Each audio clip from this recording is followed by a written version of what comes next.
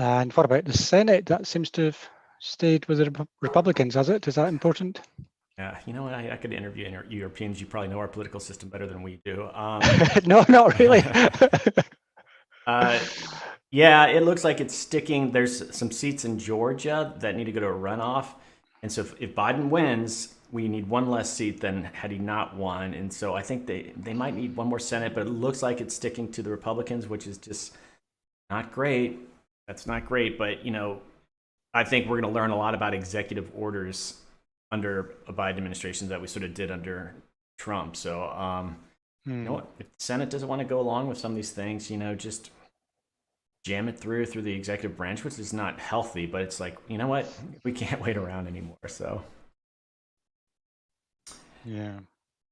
okay, let me just check. Okay, we're good to go. We still have we have like 6-7 minutes, but she's finished with the tech stuff. Do you have any questions before we get started? And it's going to be hopefully pretty easy for you, talking about a subject you know well. No, I mean, I gave you some questions in advance, but I presume you're going to kind of ad lib as it goes along. Yep.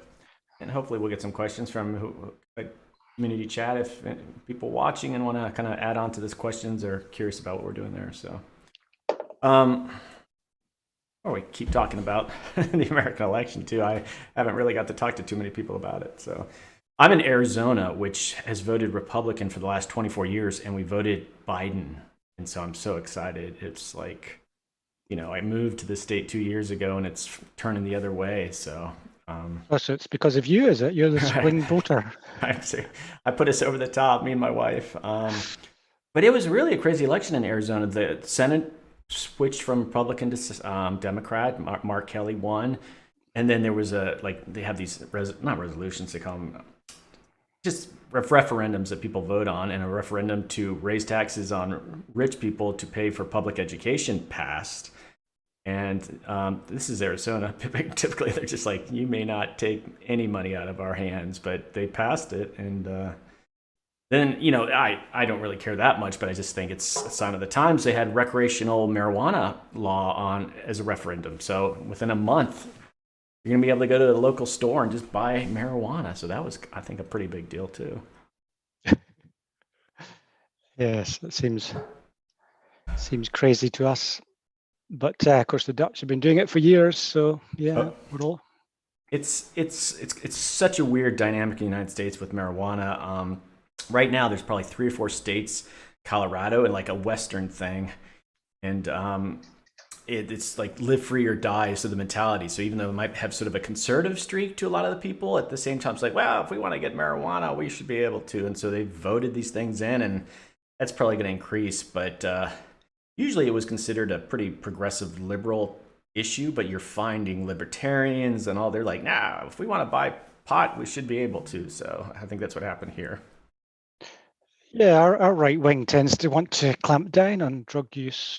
So even though they tend to champion freedom too. So yes, it's maybe a strange issue. Well, that was our position probably 10, 15 years ago, but like Colorado, they did it. And they've raised so much tax revenue with taxing, and like it'd be almost a suicide pact to just sort of come out against it now. Everyone, both parties are like, okay, look, it's money that we're raising through it. Yeah. So do you just do climate change stuff, Doug, or do you do all sorts of interviews on all topics? Well, so I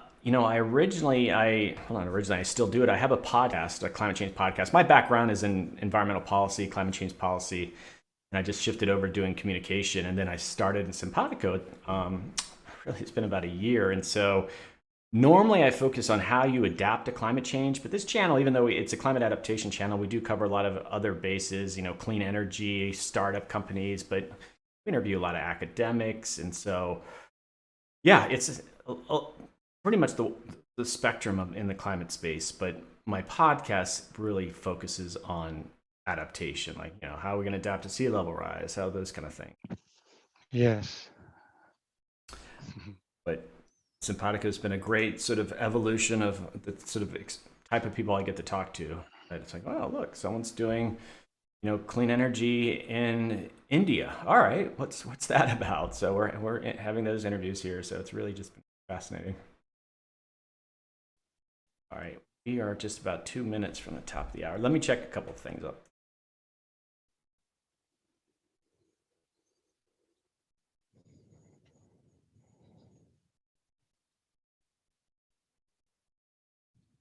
A little bit of chatter in the community room about yesterday. What a day, what a night. Yes, Sarah, it was. Hopefully we'll have good news by the end of the day. You don't want to get too political on here, but it's a climate channel. And so you end up being like, well, Trump's not so good for climate change. And it inevitably comes up in that position. So. Yeah, I don't think I really want to say much about American politics. I might upset. I was going to say I might upset half your audience, but maybe not your audience. No, I don't think we have too many Trumpers. But we encourage all sorts. But yeah, people are here to learn about climate change in all ways, and so it's become so partisan in the U.S. that if you go to a climate change conference, you could probably survey everybody, and it'd probably be 97, 98% of a certain politic. So. That's disappointing. I don't think climate change should be a right versus left-wing issue. Which you should be good. There's no reason why you shouldn't be a right-winger and support climate change. When the economic implications of it started really coming up in the late aughts, then the Republicans kind of were like, wait a sec, do we really want to deal with this? And then there was this kind of attack on the science, and now it's become a tribal thing. Well, of course I don't believe in climate change because the Democrats do, and that's going to be hard to shake. So it's unfortunate. But with the Biden administration, I think he'll just do things, and everyone else will be like, all right, okay, he's doing it. All right, I think we can get started. So like I said, it'll be about a minute delay, and I will see you on the other side. Okay.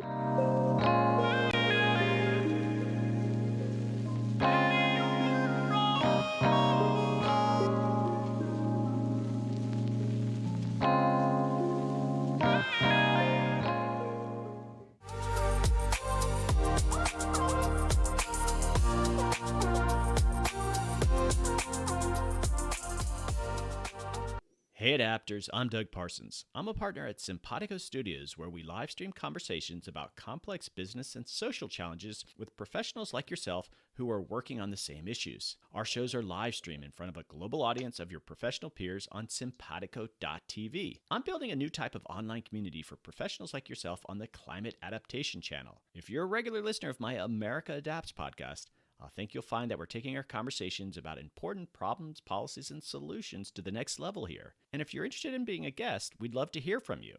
And now join us for this latest episode.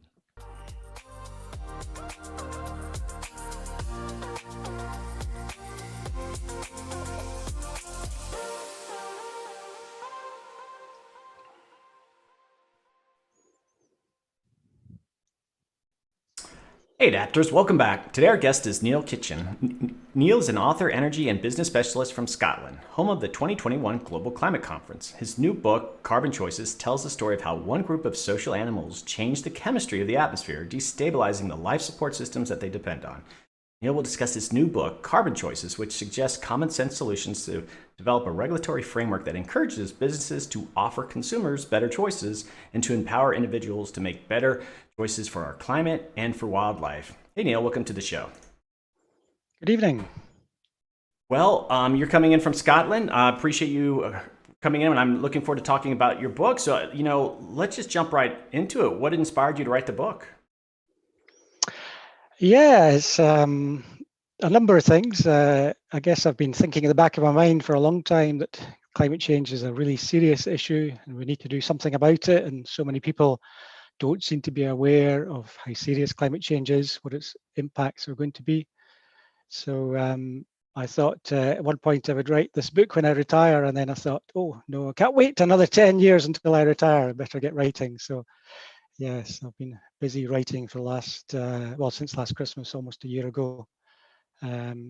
really to get something out. It was the announcement of the Global Climate Change Conference, COP26, to be held in the nearby city, Glasgow, quite near to where I live, that really spurred me into writing it. Originally, that was going to be November, as in this week, next week, but obviously because of COVID, it's been delayed by a year. Well, I want to talk about the COP26 in a little bit, but yeah, that would have been great timing, something to hand out when you're actually at the meeting and such. So it actually just was published, I think, in October, though. It's available for people to read. Do you feel like the issue of climate change, did things shift even in the last year as you were writing the book, as you were sticking things in there and you're thinking about how different countries are responding to it and the impacts that we're seeing in real time? Did that influence the book at all? I agree. I agreed in my own mind what all the chapters were going to be way back at the start, around about last Christmas. And the only change has been I've had to insert an additional chapter on COVID-19. Clearly, that wasn't in my sights when I started writing. So that's been the big change. During the year, yeah, there's been gradual amount of good news from various countries around the world, and particularly I would say not so much from countries but from companies. So there's been a whole raft of major multinational companies announcing net zero targets, and that's something that didn't exist 2 or 3 years ago. 2 or 3 years ago, you'd have companies saying we're going to cut our carbon emissions by 10% by 2020, and now that language has changed. They're now saying, well, we're going to be net zero by 2025. So I think that's a dramatic shift, all in the right direction. All right, you give a lot of background on the issue of climate change within the book too. And we've talked about climate change impacts on this channel quite a bit, but we haven't talked about tipping points so much. Could you give us some examples of what do you mean by tipping point? Tipping points are the sudden changes in the climate that the scientists are predicting. So it's not that climate change is going to be gradual, well, slow or gradual. It could be slow and gradual, and then a tipping point could be reached where fairly catastrophic impacts start occurring. So the most obvious one is the melting permafrost in the high Arctic. So the permafrost is basically a huge area of frozen ground, and there's a lot of organic matter in that ground. When that starts melting, the vegetation starts decomposing. And the scary thing is it doesn't decompose and emit carbon dioxide, it also emits methane. And methane's 30 times more potent as a greenhouse gas than carbon dioxide. And so that's one of the scary tipping points that exists and is already beginning to happen. Well, I'm sure you followed the wildfires that happened in Australia, and I think it's been about a year and a half, but you always hear about wildfires in California. They've been especially nasty this year. And I think the media's been pretty good about bringing climate change into those discussions, at least in the United States, more so than they used to do. Would you say the wildfires are kind of a tipping point issue? Because I've even heard that, they weren't expecting these kind of fires for another 20, 30 years. They are, yes. So warmer temperatures clearly make the ground drier, which makes easier for fires to start and spread. But there's another interesting effect that warmer temperatures create more evaporation. That creates more energy in the clouds, and that can result in torrential rainfall, causing flooding. But the effect you might not be thinking about is these storms create a lot more lightning. So there's a direct correlation between warmer temperatures and more lightning. And obviously these lightning strikes are one of the big causes of forest fires. So increase in forest fires and then more carbon dioxide emitted as the trees burn. So yeah, it's another slightly unexpected tipping point.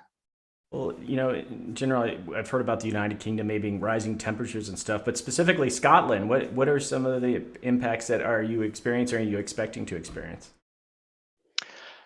The most obvious impact for me as a child, I remember lots of snow in the garden. I remember the excitement of when school was called off because the buses couldn't get children to school. That was fairly common. Every winter you'd expect a lot of snow, and I would go skiing every weekend from December through to maybe March, April. Now we still get snow, but it's very random and not reliable. So in the garden last winter, maybe had 2 days of snow, which is, the lowest on record. And then in the mountains, you could go weeks for end in the winter without any snow. You still get snow, but it's just not reliable. So that's an obvious change. But that's just for me liking snow, of course. For society, the biggest impact is this increase in torrential rainfall. And that's happening both in the winter, but also summer storms. And the impact on that is really waterlogged fields for farmers, plus flooding for householders. And another big change is big increase in landslips. And that has big effects on the transport network and very expensive to fix. So railway lines are getting regularly blocked. Oh, wow. Well, I'm from Florida originally, and sea level rise is just a foot or two would be catastrophic. When I think of your neck of the woods, maybe there's just higher elevation and rocky shores and such. Is sea level rise talked about much as an area that's going to do a lot of, damage or impact the area? I mean, I guess maybe some of the coastal cities, but is that talked about much? Not as much. The flooding from rivers is the big problem at the moment. But if you go down to the southeast of England, there's big areas, a bit like the Netherlands, that are below sea level. And then London has a big Thames barrier that was built. It's now, engineers are now saying it's too small. So the cost of replacing that would be in the hundreds of billions of pounds. So sea level rise is a slow and insidious effect that's not going to get any better. I think the alarming thing is, even if we stopped emitting carbon dioxide today, the scientists say that sea level would continue rising slowly for 200 or 300 years. So we're going to have to adapt to that. Doesn't look good for Miami. Okay, so the book, what sort of audience did you have in mind? And there's a lot of, you give a lot of background. So people wanted just, I think, the fundamentals, but then you give a lot of solutions. But when you wrote the book, who were you really trying to target with it? It's a popular science book. It's not a scientific book. There's lots of other science books out there. I've really tried to write it as an easy to read book. So it's easy to say it's aimed at everyone, but I think in reality, it's aimed at young people who maybe have an interest in geography. So people at upper high school. Brilliant book for them because it covers all the issues of climate change, the causes, the impacts, and the solutions. But also, people of my age, we never really learnt about climate change at school. So this, again, everybody talks about climate change, but when you dig into it, you find that they don't really understand an awful lot of the basics. And they certainly don't understand the serious consequences of climate change. So yes, I think this book will be a great interest to these people as well. All right, so you have a big section on solutions, but even solutions can be controversial. How did you arrive at recommending those? Were these the ones that maybe some larger IPCC is recommending? Not everyone sort of agrees how to ultimately handle the situation. Yeah, I was trying to take a common sense approach to it. So the book's in 3 sections, but the second section is all about identifying the kind of 10 building blocks that have been needed to solve climate change. So that goes through things like innovation, design, thinking, taking a long-term approach to decisions rather than very short-term, the investments that require, and then a big section on economics and taxes and subsidies. Because we need to get these building blocks right before we can really properly start talking about the solutions. So, I mean, it's just common sense to me, but we shouldn't be subsidizing fossil fuels, but we are. We're fossilizing we are subsidizing fertilizer, we subsidize sheep and cattle farms. So we're subsidizing all these things that are bad for our climate. And that's public money that politicians are choosing to spend on. We could equally choose to redirect that money to other things. So it's kind of obvious thing. Seems like common sense to me, but still not happening. Okay, thanks. Some of the writing that you've done around the book, just providing some, promotion for it is, businesses and the role of businesses. And so I think they are a target audience for you. What are you telling them? What are you saying to businesses out there and what they're supposed to be doing on climate change? Yeah, I find a lot of not individual businesses, but business organizations, they're kind of there to protect, well, I use that word protect in inverted commas, their members. And they tend to fight any new regulations. They tend to try and stop change, or if not stop change, delay change for as long as possible. And I just think they need to change their ways and work with government to come up with sensible regulations. Regulations that will help business and help consumers and help the climate. So that's my plea to business. Get on board this topic and work with everybody to come up with solutions, because we do need more regulation, but we need sensible regulations that are going to work for everybody. And you find once regulations are in place, business can easily comply with them. So a simple example, the car manufacturers fought against catalytic converters for years and years. And then once the regulations came in place, magically the cost came down and they managed to implement it. And, nobody would want to get rid of catalytic converters now. So I'm sure a few people would if it saved them a few bucks, but that's always going to be the case. All right, you also talk about the role of nature in the climate crisis, and it seems like a no-brainer that we maybe should consider the natural world as we seek solutions, but we don't necessarily. And what do you propose in the book? yeah, most books on climate change don't really talk too much about nature. And I just think nature and climate change are intertwined. So part of our carbon emissions come from chopping down forests, from destroying mangroves. So kind of the converse side of that is the one of the solution is to restore some of these natural landscapes.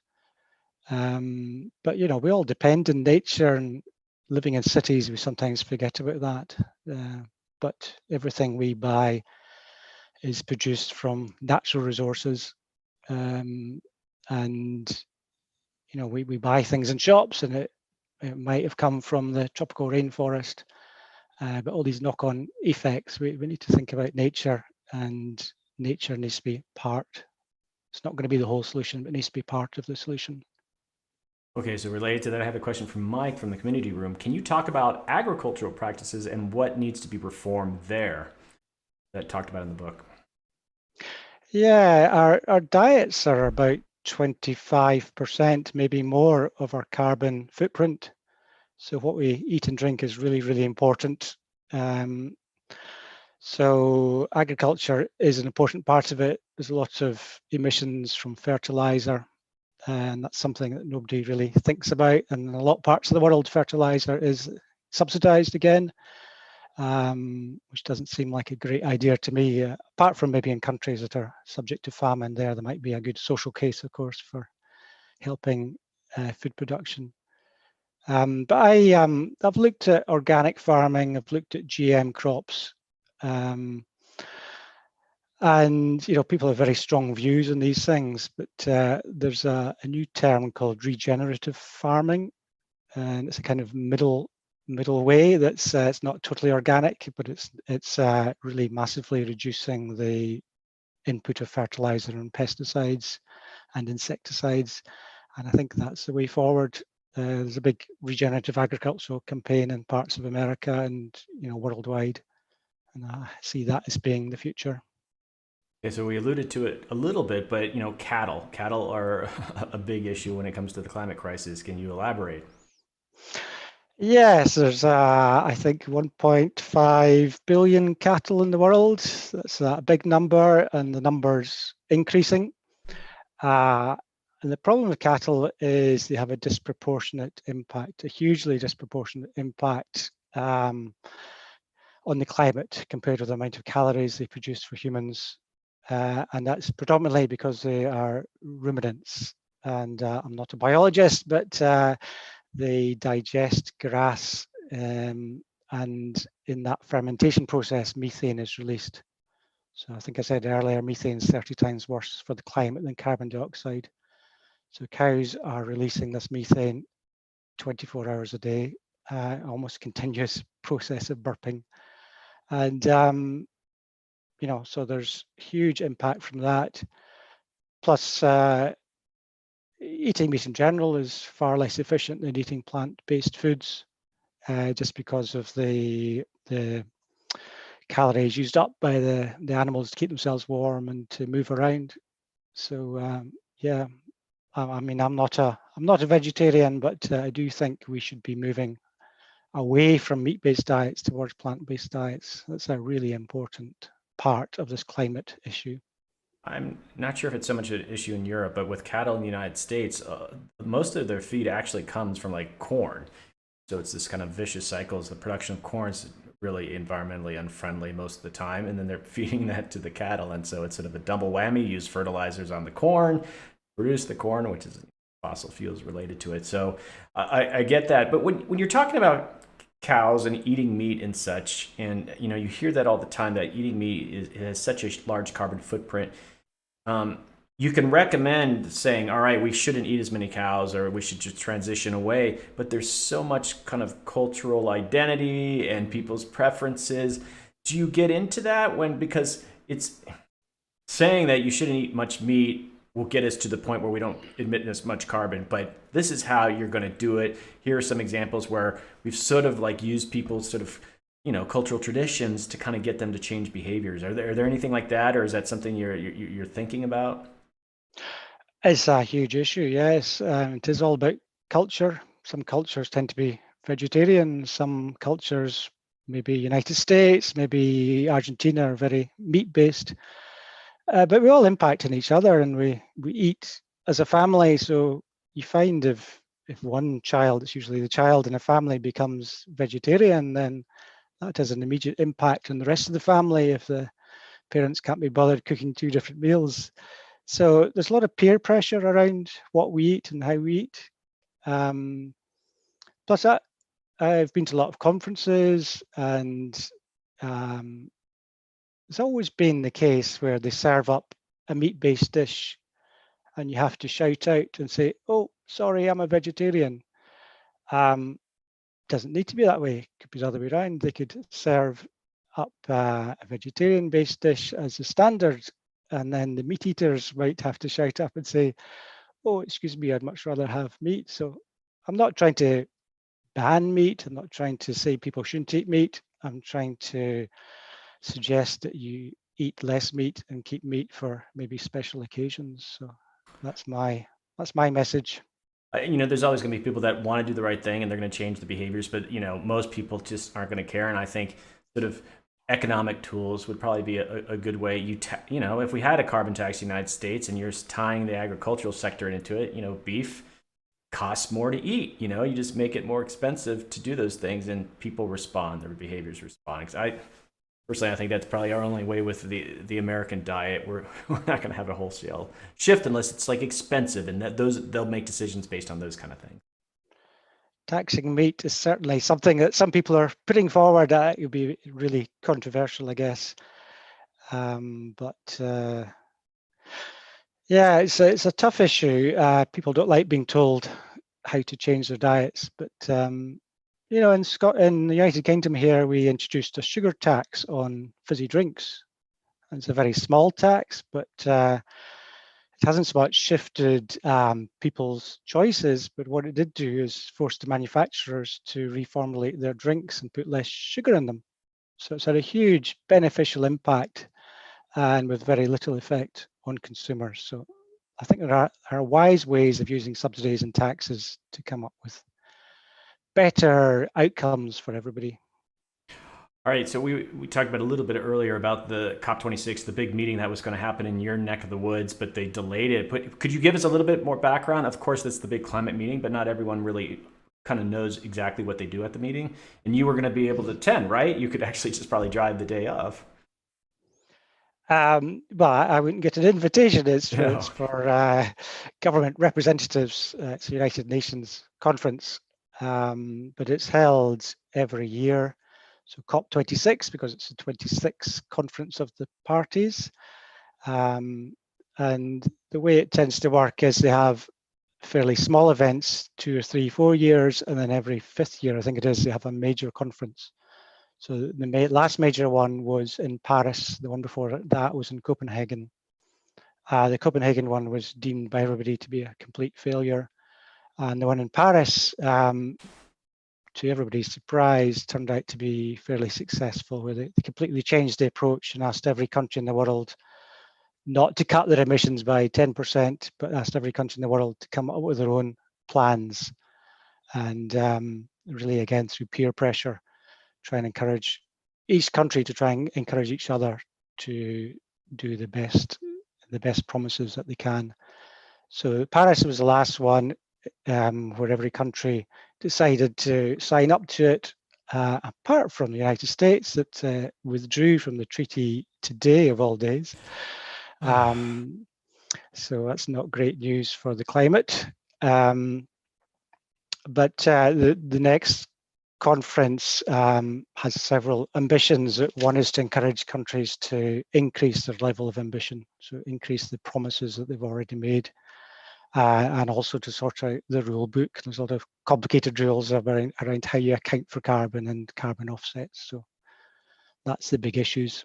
Well, it's my understanding too that these are just these massive conferences. So you might have the main participants, but there's all sorts of side things going on. A lot of businesses show up, and so I'm sure it'd be probably a fun thing to just wander and see like who are the speakers at maybe side events and such, and really kind of get the atmosphere of it, like if it's an in-person event.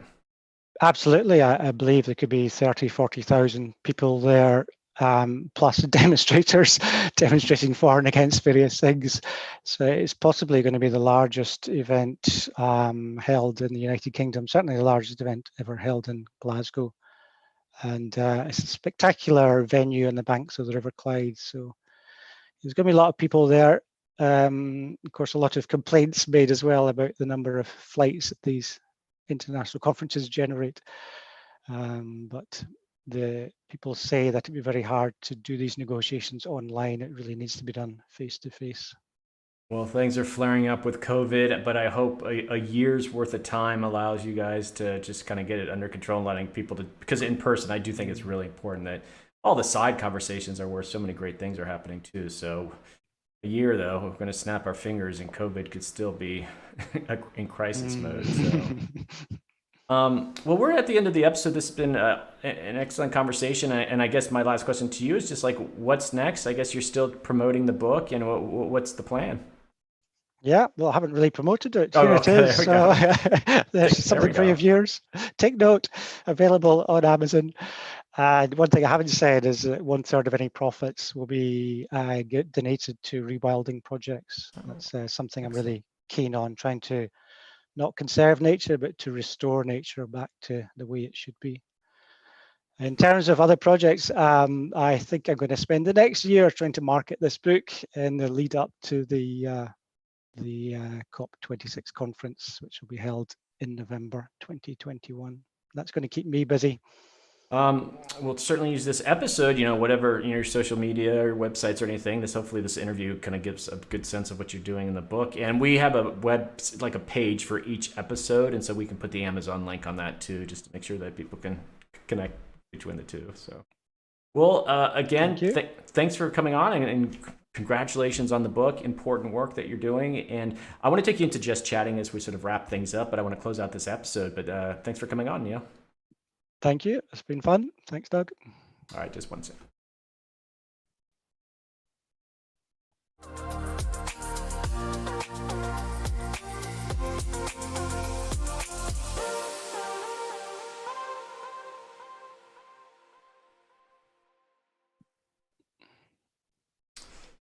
Okay, we just like to kind of officially close the episode and just close out with you. And we had there's a slide for there's kind of some audio that streams out, and we had a picture of your book. So it's the last thing people see too when they're doing the Okay, good stuff. when they're watching the show, that's like, there's your book. So I just want you to know that's there. Okay, so I've got a couple more questions in the community room before I let you go here. Mike asks again, I'm curious about economic incentives. What other ones have we not considered that could help? I'm not sure about other ones, but the taxes and subsidies are the two key ones. So I think I've talked enough about subsidies. Taxes, in my view, are all wrong at the moment. We should be increasing taxes on consumption of raw materials. We should be increasing taxes on any carbon emissions and methane emissions. And we should then cut taxes on things like income tax. So I'm not really advocating a big increase in taxes. It's about redistributing taxes so our taxes help the planet, help ourselves, and do some social good. As I say, seems like common sense to me, but it's not really happening. Taxes are never popular. They're just never popular. It's such a hard thing. There's a group of, old school Republicans that have been proposing a carbon tax here in the United States. They feel like it's the most economic tool that you can do as opposed to cap and trade and all those things. They're trying to really make a free market argument that carbon taxes are, this is, if you go back to economics 101, if you have an externality, how do you deal with that? And, taxing it to try to people's behavior in line is like just a classic way to do it. So, but it's still a hard sell. Yeah, I don't think climate change should be a right-wing versus left-wing issue. You could come up with, right-wing, so-called right-wing solutions, or carbon tax. I don't see why anybody should be against that. As I say, you can increase one tax and decrease others, and everybody benefits. So. Well, here's a comment or question too from Sarah is, what are the rewilding projects you have chosen? Are there specific programs or organizations? I haven't yet, no. I'm a bit torn between whether to support rewilding projects locally in Scotland or whether to support things overseas. So in Scotland, most of our tree cover has been removed and has been, there's sheep and deer grazing that prevents the trees from regrowing. So there's a lot of pockets of rewilding projects going on in Scotland, mainly involving planting trees, and then the wildlife returns once the trees are there. So that would be a very easy thing to support. But then, maybe I shouldn't be supporting a rich country. Maybe I should be supporting some other countries where climate change is having adverse impacts on nature and wildlife. So I'm still wondering about that. But I need to sell some more books first. Get a baseline of funding for it all. I know that's obviously very important. I think, let me look. No, we don't have any more questions. Well, just again, congratulations on the book. Very, just getting the word out, and hopefully even though we all think climate change is talked about quite a bit, when you think about it and you talk to people in the general public, there's still a lack of penetration of what it really means. You just walk around, I've heard of global warming, but just really lack the fundamentals of even what the issue is. So any ways that we can kind of help with that, that's great. So yeah, thank you. All right, well, so this episode should be available for you to download. You just come back into Simpatico hopefully by tomorrow. Everybody's been sort of addicted to the election in the last 24 hours. And we had this episode. Had it been for sure Trump, I probably would have really just been downer with you. And I'm glad it was still up in the air. I could keep my concentration. But certainly appreciate you coming on. And I'll hopefully talk to you again soon. Yeah. So you can just sign out of Zoom and we will be in touch with when the episode's ready for you. That'd be great. Yeah. Okay. That's seemed to go all right. So thanks, Doug. All right. Thanks, Mike. Take care.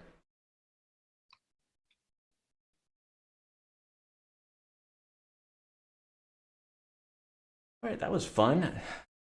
Mike's going to be joining me here for a little post-episode chat really quickly, and I probably be talking to me right now, but always an endeavor to write a book, and so congrats to Neil for doing that. Although it would have been good timing had they actually had the big COP26 meeting in his neck of the woods, it would have been a nice platform for him to go hawk some books. So yeah, Doug, can you hear me? Yep. This was a really important conversation to have today. And for those of you listening, I really want everyone to take Neil's suggestions here incredibly seriously. Some of the things that Neil was suggesting, I personally think are things that we could get done, not just in the next decade or 5 years, but we could get them done next year. Things like carbon taxes, things like, as controversial as it may seem, a meat tax, and also more economic incentives for making the more carbon neutral decisions. These are things that I don't think are as difficult to implement as people may think they are. Really, it's just legislation at that point. It's just making sure that we can convince our legislators to do that in countries across the world. And I don't know, I just thought this was a really positive discussion. So as much of a downer as climate change is, I really do feel like there are some pretty easy solutions here. What do you think, Doug? Well, no, I've always been a big proponent of a carbon tax. Like a meat tax, you kind of have to be careful. And, a lot of groups, a lot of like think tanks have put a lot of thought into the various taxes around carbon. And so like the meat tax, you have to be careful. Just people are just going to bristle. You're going to tax my meat, but if you associate the carbon tax with meat, less of a tax associated with if you're eating chicken. And, cattle's going to have a bigger carbon tax. And so even the rhetoric around how you kind of pitch it, I think would be very important because tax so meat tax just that would not go over well, but I get your point. We need it, and that I think the point I was trying to make with him too is that I think appealing to people's better angels when it comes to meat consumption is just pointless. I think you have to just affect their behavior in other ways, and their pocketbook is a really good one to do it. Yeah, I mean, I can speak to this personally as a plant-based person. I don't eat meat or animal products, and I fully recognize that, as depressing or sad as it may be, like, the way it's kind of barking up the wrong tree to think that appealing to, like you just said, appealing to people's better angels about the well-being of animals is going to do it. It just simply probably will not, unfortunately. And there has to be economic incentive. There has to be education on the impact on the environment and ultimately the impact on the individual, because at the end of the day, people are looking out for themselves, understandably so. And you have to make it clear to them that, hey, this is actually a net benefit for you. So as long as it can be done in that way, I do think it's completely doable. But this is something that I do think that would have an immense amount of mitigation on carbon. And I just think that, yes, obviously we need to go full steam ahead on renewables, but this is something that we really should get aggressive about, especially if we, get the news that we're all hoping for by tomorrow morning. Anyway, what do you think? I'm hoping today we'll get that good news. I'm already convinced that Biden's got this. Is that what you mean, though? Yeah, that's what I mean. I mean, it's looking less likely. I mean, I guess. It's no surprise here, folks. We're still waiting on results from the election here in the United States, and talking about that isn't necessarily controversial at all. It's still up in the air. But basically, Biden needs to win. He has been called for Wisconsin. He's been called for Arizona, although there are some people saying that Arizona may have been called too early. I don't think it has been. But basically, Biden just needs to win Michigan and one other state. He very likely will win Michigan. I'm guessing that he's probably going to take Nevada, but Nevada won't release the results till tomorrow morning. And if it's not Nevada, I'm guessing it'll be Pennsylvania, because there are millions of ballots that were still to be counted, and as they are being counted, the lead that Trump had keeps on narrowing and narrowing. So I do think that Biden will win Pennsylvania. I don't think he needs it though. So yeah, that's basically what it is. As soon as Michigan is called and or Nevada in another state, it's done. Well, I think any shenanigans that Trump wants to do right now, like, oh, go to court or here or there, it's just Doesn't really have a legal pathway. Yeah. Yep. I mean, there was a court. There was already a court contested. There was already a decision in the Supreme Court on Wisconsin. There isn't any other litigation in play there that could affect the race. I guess his campaign has requested a recount or intends to request a recount of Wisconsin, but it's a vote lead of over 20,000 votes. And recounts historically have only shifted things by hundreds of votes. So even if he requests a recount of Wisconsin, it's not likely to change it. Yeah, I mean, I guess there could be some potential litigation done in Pennsylvania, but like I said, if Biden wins Nevada, then it's not even really going to matter. So. All right, Sarah's asking about the meat tax. Sarah says, would the meat tax just be a tax on different types of meat? Would there be any consideration for how those animals were raised? You know, Sarah, we don't actually design the taxes. I've heard different things. You could have taxes on different types of meats, which I think, look at their carbon footprint. That'd be a logical way. I think that would be exactly. I would think. Let me just finish. Okay.